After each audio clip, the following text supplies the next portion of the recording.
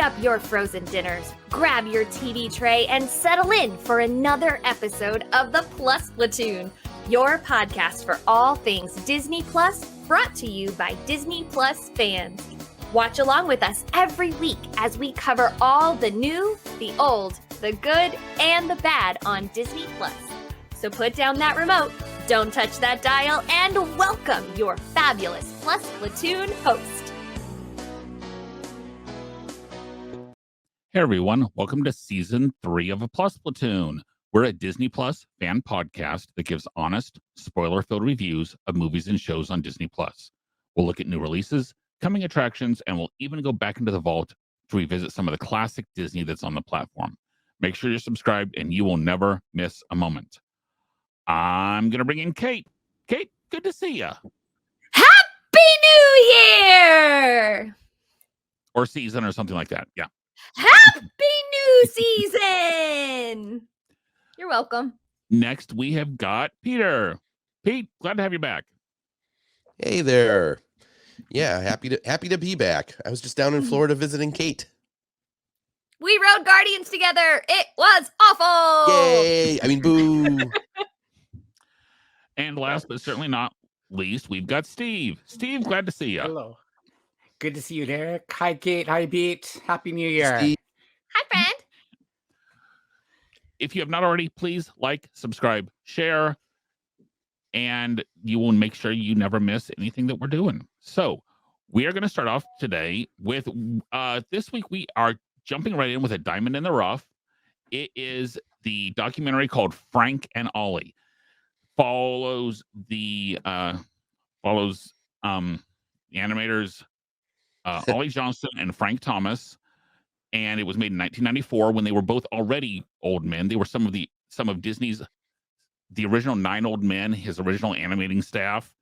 They were 2 of the original 9 old men. So they started everywhere from, they were original artists on dwarves for Snow White, all the way up to, they animated all the way up through 101 Dalmatians and Jungle Book. And you actually hear their voices in The Incredibles. The two old men, you know, that's old school. Ain't no school like the old school. That's Frank and Ollie. Yep. That's awesome. All right. So, Pete, I'm going to start with you. Was this an artistic masterpiece or just a bunch of scribbles? So this is the first time I've seen this. I usually like these Disney animation documentaries. And I did like this, but honestly, it's kind of just a bunch of scribbles. I enjoyed it, and it was very interesting. It got into like some of the details of the work that they did, but it was sort of just the story of these 2 guys and that they've been friends since school, and then they went to work for Walt Disney and they animated a bunch of movies and they still like each other. And you know, it kind of reminded me of something that maybe, you know, you would put together for your parents' 50th anniversary or something. I don't know. You know, as a fan of Disney and Disney animation, I did enjoy it.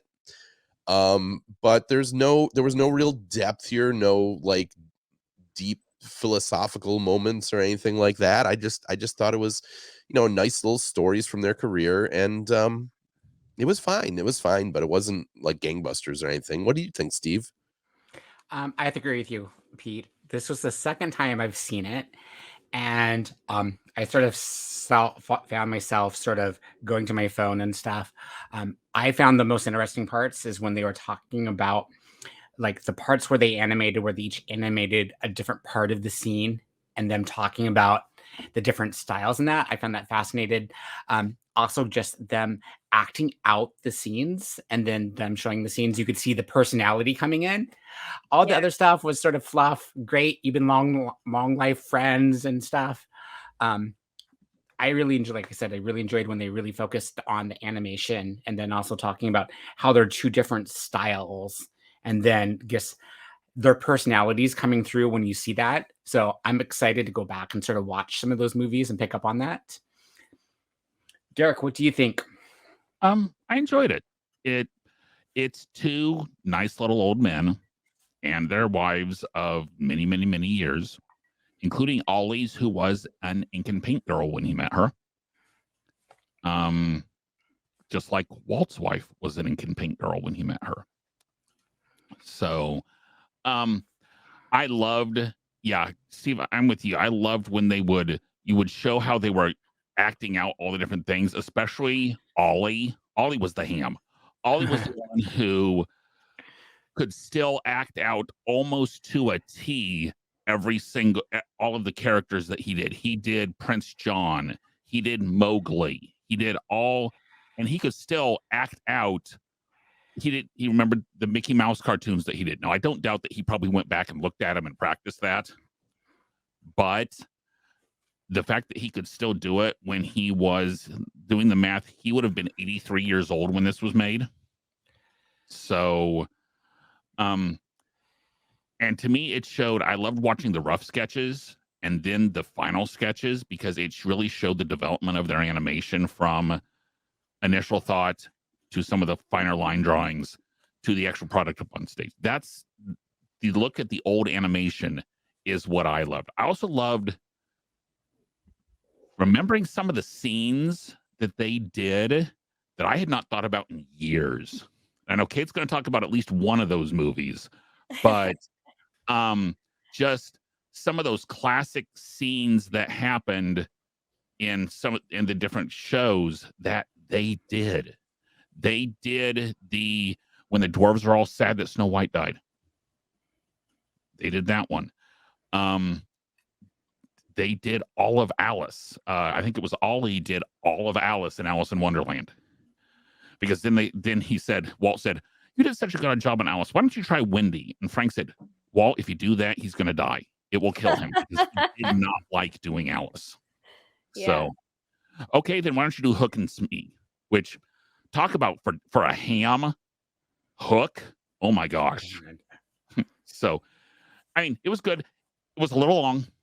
It took a lot long, but what the information that was presented when it wasn't just them talking about, how much they liked each other, the history that was presented, I thought was fascinating.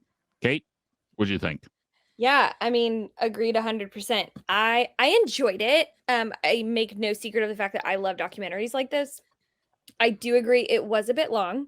I kept checking to see how much more it was, and there always was a lot more to go. But the things that I loved about it, I loved how they were known as oh my goodness, they were known as the emotion showers. They were the ones who, well, we were trying to write Bambi, and then Bambi's mom was taking her, fell flat, wasn't working. And then this little kid, when they were doing voice actors, was like something, I can't exactly. Did the young prince fall down? Yeah.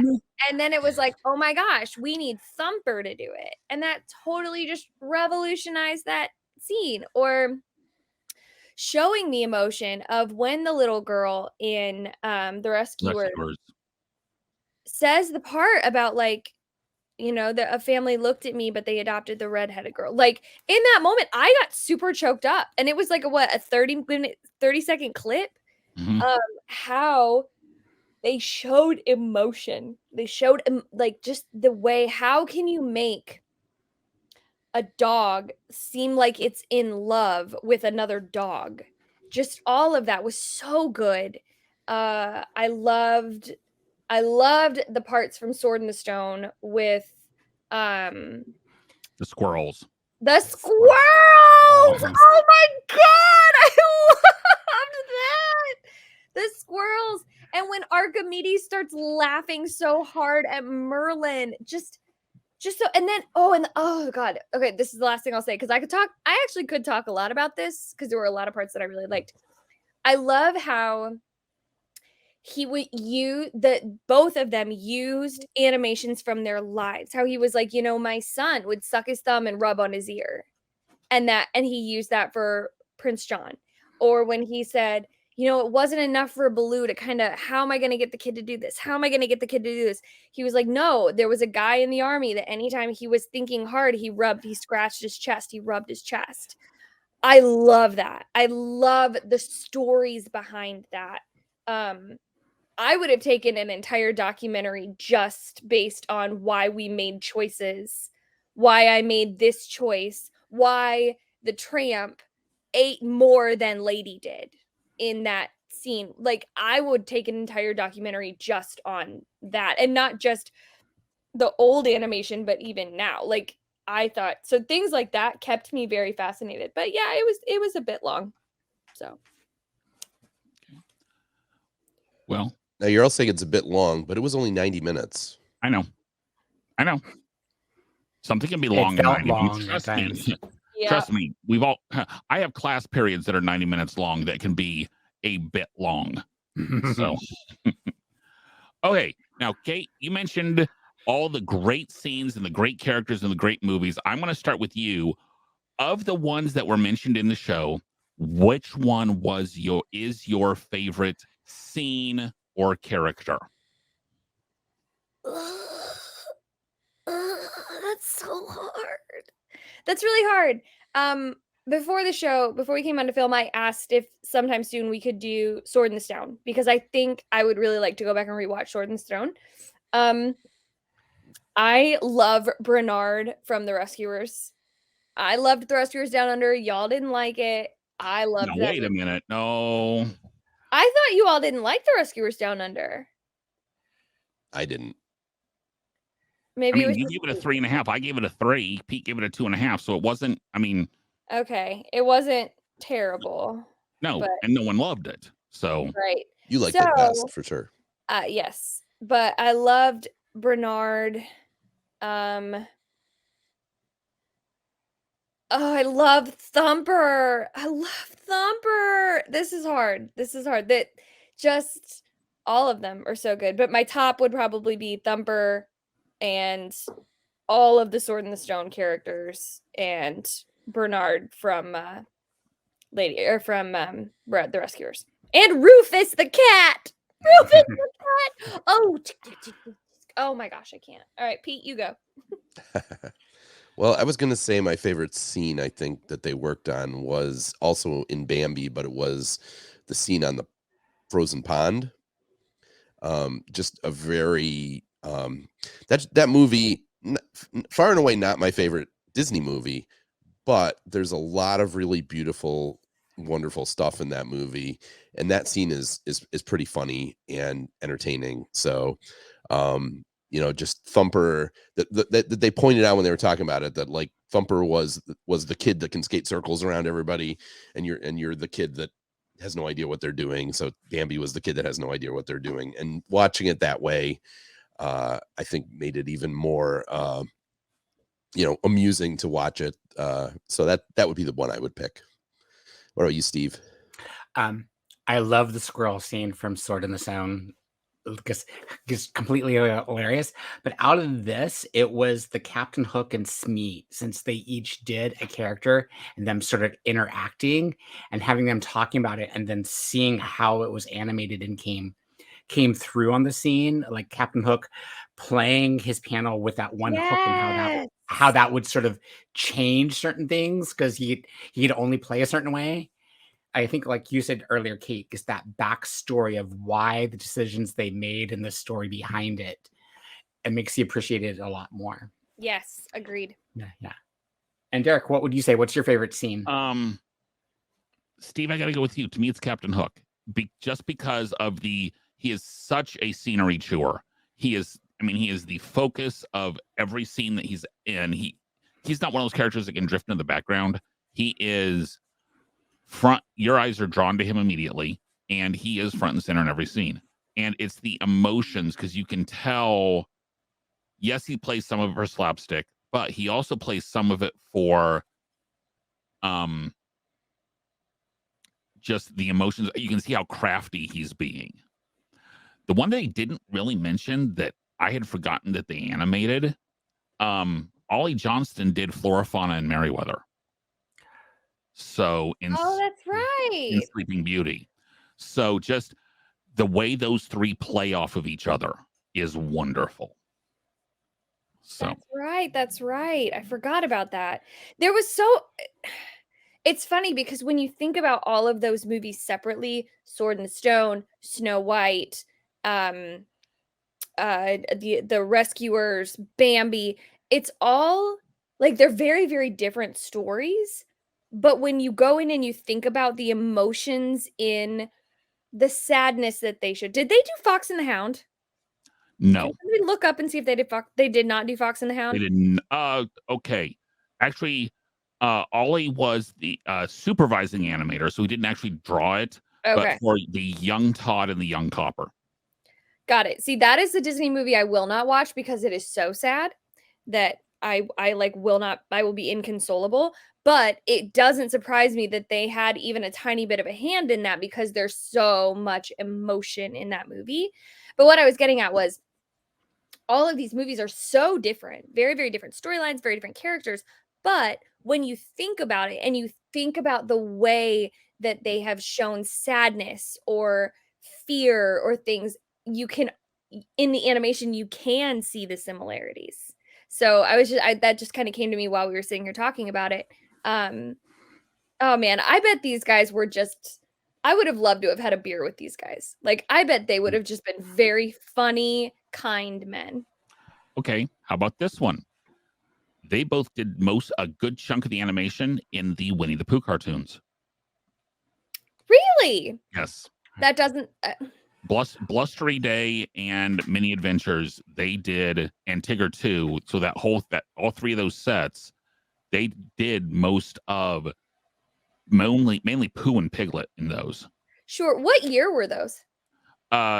68 to mid 60s to mid 70s. Man, they still hold up too. That's wild. Wild. Now, these gentlemen worked on everything from Mickey Mouse cartoons pre Snow White to they had hands in Fox and the Hound. They had fans in there's a Disney movie called Little Nemo Adventures in Slumberland. It's not good. Don't do it. But based on the entire gamut of, or most of the gamut of the hand-drawn Disney animation, what movie, and I'm not talking about the story, as far as the drawing and the animations telling the story, what movie was the pinnacle of Disney animation to you? Steve, I'm going to start with you. Okay, so that was my question. What are we considering? So not the story, but the actual animation. The actual animation. You need a pass. I have to go with Sleeping Beauty then, because my question of if it was story, I'd probably go with Lion King. But in terms of animation, I'm going to go with Sleeping Beauty. Why? Because that totally changes the question when you're looking just the animation of just the combination of, like, I haven't watched that in a while, but just the combination of styles that were there. And just, I remember it being visually stunning, especially when Maleficent turns into the dragon and stuff. So I'm going to go with Sleeping Beauty. Steve, once again, you and I are simpatico on this one. To me, as far as visually stunning and the detail in the backgrounds and the different styles of animation, to me, it's got to be Sleeping Beauty, because just the vivid colors on that, because you've got the reds and the purples and the blues, and the fact that it was done in the 70 millimeter, they did part of it in the 70 millimeter, so the super wide screen, which if you've ever, I don't know which version is on Disney Plus, but the most recent Blu-ray version of it does have the super widescreen take option, and it's just how much extra color that throws up is just amazing. Now, to me, so visually, that if it's the animation telling the story, you almost got to go back to Fantasia because there's no dialogue. You took mine. I meant Peter Pan because of, Kate, what do you think? So I had a tie. Sword in the Stone is up there for me, even though it's been a very long time since I've seen it. watching the clips that they were, remembering how it made me feel as a kid, and noticing the animation of you have people and you have animals that have to be people and you have villains and you've got magic. I think the Sword and the Stone animation holds up, is very good. But as I'm sitting here thinking about it, I was like, yo, even though it's not my favorite, because I was not a Fantasia fan, except for The Sorcerer's Apprentice, Fantasia, it is, in my opinion, the pinnacle of mixing lots of colors, bursts of colors, but also having characters, also having inanimate objects like mushrooms be dancing little like sections. And then you've got Mickey Mouse and Yensid, and just it's so much. Plus, then adding in the classical music behind it to beef it up. In my opinion, Fantasia checks all the boxes. I am not a Fantasia fan, but it checks all the boxes. So, Pete, what do you think? Well, you guys took my number 1 and my number 2. So while Which one Kate was which, talking, out of curiosity, what? which was which? Yeah, I wanted to. Steve, I was gonna say Sleeping Beauty is it's not anywhere near my favorite, but very beautifully animated. So while Kate was talking, I surreptitiously asked my daughter in the next room, who is learning in college to be an animator, and I asked her what she thought the best animation was, and she said 101 Dalmatians. Another solid choice. Because the complexity of the animation and having so much, having so many characters that they had to animate at the same time and everything like that. And they actually, with that movie, pioneered a new technique where they actually like used like a kind of like a photocopy process. Xeroxing. Yeah. It really, if you look at movies before that and movies after that, you can see the change in animation style that happened with 101 Dalmatians and moved forward, in that I think the line drawings look different somehow. Pete, to me, they from 101 Dalmatians forward, it looks grainier. Yeah, I don't necessarily.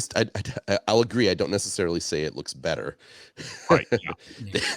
They did it in a way to make it less expensive. Right. But I think on 101 Dalmatians, it worked very well, and I think there's some great animation in that movie itself. So I'm gonna go with that at the suggestion of my animator daughter. I have, by the way, everyone following along at home, Pete's daughter and I are best friends. Just want everyone to know that. So I have a follow-up question for the group. So when we were thinking, and this question we just asked is what is the pinnacle of Disney animation? I think all of us were thinking things that the 9 old men had their hands in, the originals, like the hand-drawn animation. So I want to expand that and say, and we're going to take Pixar out of it because Pixar is a whole different breed, in my opinion. Right. But if you are looking at all of Disney animation, what would your top be? What? Okay, on as far as the animation, or as far as the let's do both. You can have 2 different answers: animation and animation/storyline. Animation. Yeah, I was thinking the same way Kate was, because I was basically going pre Little Mermaid, because once you get past Little Mermaid, there's computers involved. Correct. And it becomes a whole different technique. Right. Right. Same. So I'll give you mine to start. I stick with my answer of technical wise, and it's what Pete just said. It's hard to separate the two because you have hand drawn where they're like flipping the papers, which I think is just one of the coolest things ever, is when they draw and then they flip the papers and then they draw and they flip the papers. So I'm gonna stick with Fantasia for hand drawn. The Lion King is my top. Expand. I think the colors that are used in the Lion King the way that you have lions. It's essentially all lions. And yet in the animating of Scar, he is more gaunt. He has the scar here. He has a darker feature, whereas Mufasa tends to be a little bit bigger and more regal. You have the differences in Simba and Nala, the way that they animate Rafiki, and the way that Rafiki shows joy when Simba is alive, and just sadness and depth when Simba dies. The way that the hyenas, just the way that they animate, to me, it is, if you're going to bring in computer animation, it is computer animation perfection. And I would be very interested, Pete, to know your daughter's answer to this question if you wanted to ask her. But in my opinion, there isn't, since we are taking Pixar out of it, there isn't really anything that touches The Lion King for me. So that's me. I don't know who wants to go next. Who has an answer? Next. I'll go. I agree Okay. with you, Kate. I would say, looking at it, it's Lion King.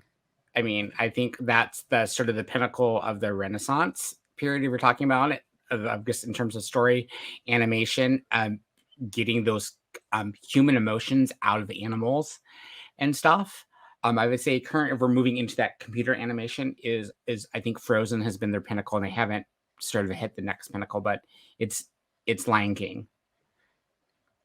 Derek or Pete? So I didn't ask my daughter. I can offline or later. But for my opinion on hand-drawn, but in the modern era, I'm actually going to say Tarzan, because the things that they did with the I forgot the animation software that they used to get him swinging through the trees and everything like that. I think that movie has some fantastic combination of your old school character animation combined with motion through action and that kind of thing. I think that one is very, very impressive. And quite honestly, if I'm gonna go 3D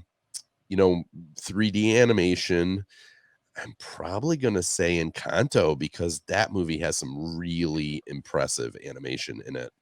Really, just the stuff they do with the character that makes the flowers and everything like that. Just really, really gorgeous stuff in that movie. But I would I would probably argue that some of the best 3D animation has not necessarily come out of Disney or even Pixar. Oh, totally agree. That's a whole nother story. Yeah. If we're going Renaissance forward, I think the one that hasn't been mentioned yet, that the story's not that great, but without the animation, it would just be even more of a big hot mess. If we don't see what the genie is trying to do in Aladdin, it doesn't. Yeah. All that stuff doesn't make any sense. You have to have him actually making the faces and doing the different actions. Otherwise, he's just appealing to the parents. The kids have to see what's going on. So piggybacking off of that, there was so much similarity in the, sorry, my cat's messing with something. There was so much similarity in, they recorded Robin Williams before they did the animation. They were watching his facial expressions. They were listening to the things he was saying. And going back to this documentary that we just watched, when they had, and I love how they shot this, when they had them, Ollie and Frank standing next to like a white wall, and they had the shadows on the back. And he was like, what did he say? Oh, hi, I'm Mickey Mouse. You know Mickey Mouse. I hope. And then that's exactly how then they showed the scene of it. And Pete, are you laughing at me? Pete's laughing at me. Pete is laughing at me. It's fine. It's fine. Anyway, so they had to, it's what you were saying, Derek, that, they recorded Robin Williams and then they watched what his face did and then they animated it. Whether it was computer animation or drawn, they balanced it off that. Go ahead, Derek. Which was one of the first times that they did that. Because always before, a lot of times they'd have at least some of the roughed in animation already done. Think Right. the beginning of Mrs. Doubtfire, where he's matching his words to the animation. This is one of the first ones where it was completely okay, Pete, you got to say that. You got to say it because we're all laughing in the background. Yeah, Go on, Pete. Go on. you need to say it out loud. That's pretty funny. Well, I asked my daughter best modern animation, and she went with Bluey. B. Louie. I have heard so many good things about Bluey. I need to just turn it on and watch it. She did 'Cause show I've me heard this good one things. episode, and she's been watching it, which, like, I mean, I get that it's like more entertaining than just for kids, but sorry, it is a kids show. But like this one episode where the character is like, it's all taking place in kind of like a dream world, and they're like floating between planets and everything like that, and it really is pretty beautiful. But Okay. Now, I wouldn't agree with that. I would also argue, though, that yes, some of the Renaissance stuff is great, but if you compare the animation in The Lion King to the animation in Peter Pan, as far as the animation telling the story, to me, there's no contest. Peter Pan's the better animation. You think? Yes. Wait, between Peter Pan and what? Lion King. Oh. As far as Yeah. the animation itself, I think Lion King's is better because I mean Peter Pan's better. Lion King's is very plain. Lion King characters don't have a ton of detail on their bodies. I wonder what Lion King would look like now if they did it now. Well, we've seen that. Yeah, they did that. They did? Yeah. Yeah, With the motion Jon capture Favreau. of the animals and all that CGI patheticness. Oh, wait, hold on. Are you talking about the live action one? Yeah. Yeah, Oh, no, Yeah. I'm not talking No. about that. I mean, if they did They- it solely they call it live animated. action. That was animated. It was Oh, all gross. There was CGI. no I never live action in that movie. No, I never watched it because I don't Don't. really watch the live action movies. You Don't. have there's no need to. Yeah. So Although I might watch The Little Mermaid, the new Little Mermaid. But it hasn't come out yet, right? no, it has not. I think it's this No. summer. Yeah, Yeah. I might watch that one. But Well, I you'll probably won't. have to watch that one for this. But For this Yeah, eventually. yeah. So okay. Overall, Disney animation. And then you take like a whole other step out of it, and you've got stuff like Nightmare Before Christmas. But that's stop animation. That's totally different. Totally different. Yes. That's a totally different. It's like Claymation Christmas. Did y'all ever watch Claymation Christmas? Yes. So good. Well, if No. we're gonna if I was we're gonna thinking, go right, outside, if we're gonna go way off on target, Kubo and the Two Strings is amazing animation. Oh, I've never seen that. It's that's Aardman, I think, that did Kubo and the Two Strings, but it's stop motion. But holy cow, it just where stop motion has gone over the years. That movie is just gorgeous. Okay. So Not Disney though. I was gonna say, so Kate's got a drink, Steve's got a drink, I've got a drink. Pete, are you drinking? Because this I am has been not. totally He's off the probably rails. drinking water because he has a head. So, as we always do, okay, we're gonna go back to Frank and Ollie now. Okay, Okay. the documentary. Okay? Okay. As we always do, we do a set of rating of cups of pixie dust out of 5. Kate, you are up. Yeah, so I'm gonna give it a 3, and the only reason it's that low is because it was really long. And I know it was only 90 minutes, but it felt really long. They could have easily put all of this into a 60-minute documentary, I think. Because I thought, but again, I would love to see a documentary that's only about like, here's the reason why we did what we did. As a choreographer, as a creator, that's what I want to know. Like there's some videos online of the choreography of Hamilton, and the choreographer goes in and says why he did this choreography the way he did it, and it's freaking brilliant. So I'm going to give it a 3 only because it would be a 4 only because it did drag a little bit. Pete, what about you? Yeah, I enjoyed it. But it's definitely for people that are hardcore Disney animation geeks, which I think all the people in this show are. So I'm going to give it a 2.5. Wow. Okay. You gave it a 3. That's not that different. No, I know. Maybe I should move it up to a 3.5. No, I'm going to keep it at a 3. Keep going. I'm giving it a 3, similar to what Kate said. I felt some of it was sort of disjointed, and if they had stayed focused on the animation and why they made those choices, it would be higher. I'm giving it a solid 3. Derek.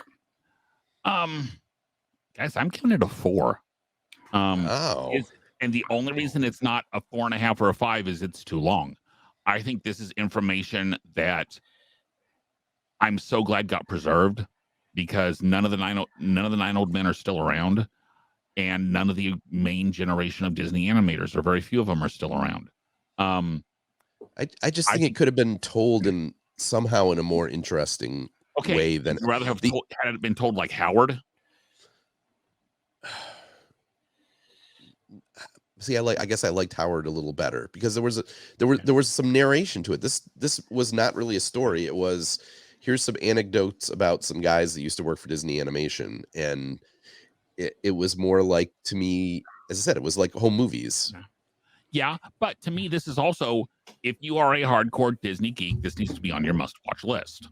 Yeah, I'll agree with totally, that, but yes. I guess I'm rating this for like the average viewer as well. If you are not someone that's really into the behind the scenes of animation, but my I wife would not loved it. sit through this. My wife loved sitting. My wife, we watched about the first 45 minutes before it got to be bedtime, and then we went back and finished it. So, and she is, while she is a big Disney fan, she is not the hardcore Disney geek that we are on here. I don't know. I fell asleep while watching it, so I can't really. On a but plane, Pete, I agree with you. I like Howard more than I like this one.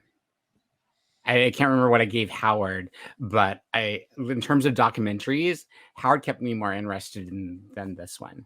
Well, and it shows over the Pete, you and Steve both gave Howard a 4. Okay. What did I give Howard? Did I like Howard? You gave Howard a 3. You gave Howard a 3. Oh well.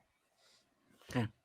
And I liked this much, much more than Howard, because I gave Howard a 2. And that's all fine, because we can argue. That's It's part of what's good. Hey, I did forget to mention this earlier, but I had no idea that Walt's love of trains came from one of these guys. Between him and Ward Kimball. Between the two of them, Ollie Johnson and Ward Kimball are the two that got the train bug for it. Him into the train bug. Was Ward Kimball one of the 9 old men? Yes. Okay. And I'm gonna make a comparison to this movie to another one that we all watched, and I think we can all agree it was better, which is The Boys. Yeah. That it was, not only did The Boys have the interesting stuff about the behind the scenes of the songs, but you also had this story that was the conflict between these two men, that they ended up, kind of having a falling out, and then like how the families kind of mended the relationship between the cousins, I guess it would be.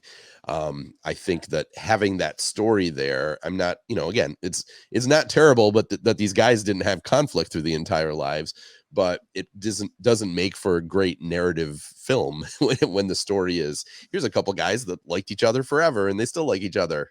Right. Okay. Okay, so we are at that time of the newscast. It is our show where Kate, we are ready for the Disney Plus news. What have we got going on? It's Disney Plus news. Yeah, so first up in the Disney Plus news, Phineas and Ferb are returning for all new episodes that have been ordered to premiere directly on Disney Plus. In the 104 days of summer vacation. See, I never really got into Phineas and Ferb, but Phineas and Ferb was a little bit after my time of watching a lot of hardcore Disney animation. Anyway, and next up, The Mandalorian Season 3 trailer was released this past Monday. The season premieres March 1st. Will we be watching that? Do I need to catch that? Yes, we will be watching it. So, Kate, you've got about a month and a half to catch up on 2 seasons of Mandalorian. That's hilarious. Okay. Next up, Proud Family, Louder and Prouder is getting a season 2 on Disney Plus. This is a continuation of the original series that was on Disney Channel. And if I remember correctly, I was not a fan. And you were the only one that was a fan of the original, and you were not. And I loved the original, and I was not a fan. So we may or may not be watching this one. It's fine. No. And last but certainly not least, U2 will be featured in a documentary to promote their upcoming album release. The special, hosted by David Letterman, will come to Disney Plus on St. Patty's Day. Hmm. And that's it for the Disney Plus news. Is that ironic or non-ironic? Non-ironic, them being an Irish band. Yes. So no, I didn't know they were Irish. I thought they were British. No, they're Irish. So that's why it's coming out on St. Patrick's Day. That's like a few days after my birthday. Cool. Welcome, everyone. I know everyone wanted to know that. Send gifts care of Plus Platoon. Send gift cards or cash money orders to Plus Platoon at gmail.com. Or help pay for my honeymoon. That's the one. Dun, dun, dun, dun, dun, dun. Okay. Guys, thank you so much for being part of us. Next week, in preparation for Wakanda Forever, we are going to be watching the original Black Panther. The Marvel Black Panther, because there's a couple other Black Panther movies out there that have nothing to do with Wakanda. So these are not the Black Panther. This is not the same Black Panthers that Forrest Gump interacted with around Vietnam. So, so we will be watching Black Panther next week. In 2 weeks, we will be doing a series catch up of. Some of us have been watching some of the series that have been out over the past 3-4 months, 5 months that we just haven't had time to get to. Things like High School Musical and Willow and Santa Clauses and if you have watched that, if our cast members have watched that, they'll be talking about them. So, and before I forget, Pete, you and I need to do a very, very, very quick review of Strange World in one word. No, don't watch it. I think what I posted on the group chat after I watched it was Strange World. Oof. Yeah, I'll stick with that. Like it. It is a bad Moana ripoff. Because the plot is basically Moana. It's I didn't even think of that, but it kind of is, huh? Yeah, it is. The plants. Now I want to watch it. Plants are dying. They have to go on a journey to save them, and then there's family involved of a long lost father that was alienated from his kids, and it's just terrible.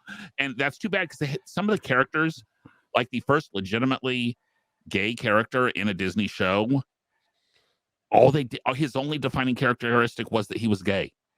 There was no character development there. There wasn't really any character development, anything, but they didn't make a big deal of that he was gay. So I thought that was good. Yes. But he didn't have anything else going on either. But nobody did. Well, no one did. Yeah. That was the problem is there were no characters you cared about. And they were on this adventure. And if you can't, I don't know if I should say this. So I was thinking about it because it's an adventure movie, and when I think of great adventure movies, I always go to Raiders of the Lost Ark, and how effective Raiders of the Lost Ark is in those first 5 minutes of that adventure at the beginning is, it's there as like it's a serial or whatever, but it's there to get you rooting for Indy. That's why those first 5 minutes are there, and everything about that is to get you behind Indy, that he solves these traps and then he loses and then he escapes, and everything like that is about getting the sympathy for that character. And this movie does none of that. There's no characters you get any sympathy for. So there's just things happening and you just don't care. I'm just using that as an example because it's an adventure film, but really any of these type of movies, you have to have at least a character that you grab onto. And I don't feel like they succeeded that with any of the characters. So I think that was the fatal flaw of this movie. Yeah. So it does have beautiful animation, but it does, but that's the case where visuals are not enough to carry the story. It is not. No. So, okay, guys, thank you again so much for being with us. We will have new shows coming out every Thursday. And we will see everyone next week. Bye, guys. Bye. Hey.